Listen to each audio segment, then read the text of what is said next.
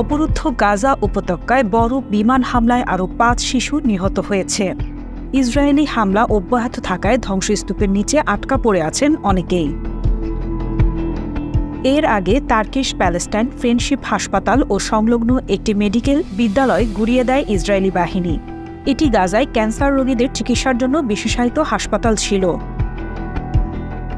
বিবিসির খবরে বলা হয়েছে, ইসরায়েলের পররাষ্ট্র মন্ত্রণালয় দেশটির সামরিক বাহিনীকে গাজা উপত্যকার আরও এলাকা দখল করে নেওয়ার নির্দেশ দিয়েছেন। হামাসের হাতে বন্দী বাকি জিম্মিদের মুক্তি না দিলে গাজার কিছু অংশ স্থায়ীভাবে দখল করে নেয়ার হুঁশিয়ারি দিয়েছে তেল আবিব। এদিকে গাজায় যুদ্ধবিরতির জন্য ইসরায়েলের প্রতি আহ্বান জানিয়েছে জার্মানি, থাইল্যান্ড, ফ্রান্স ও যুক্তরাজ্য। গাজা উপত্যকায় মানবিক সহায়তার প্রবেশাধিকার ফিরিয়ে দেওয়ার জন্য ইসরায়েলের প্রতি অনুরোধ জানিয়েছে তারা। পানি, বিদ্যুৎ সহ মানবিক সহায়তাগুলোর প্রবেশাধিকার ফিরিয়ে দিতে এবং আন্তর্জাতিক আইনের সঙ্গে সঙ্গতি রেখে চিকিৎসা সেবার নিশ্চয়তা চায় ৩ দেশের পররাষ্ট্রমন্ত্রী। এছাড়া ইসরায়েলের বন্দীদের ফিরিয়ে দেওয়ার জন্য হামাসকে অনুরোধ করেছে দেশগুলো।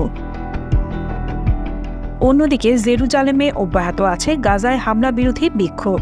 ইসরায়েল জিম্মিদের পাশে নেই, দেশের জন্য গুরুত্বপূর্ণ বিষয়গুলো তোয়াক্কা করছে না, এমন মন্তব্য করেছে দেশটির সাধারণ জনগণ।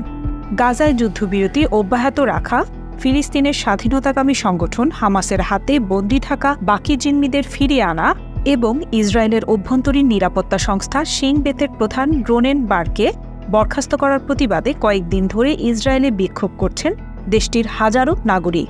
তাদের মূল ক্ষোভ প্রধানমন্ত্রী বেনিয়ামিন নেতানিয়াহুর বিরুদ্ধে।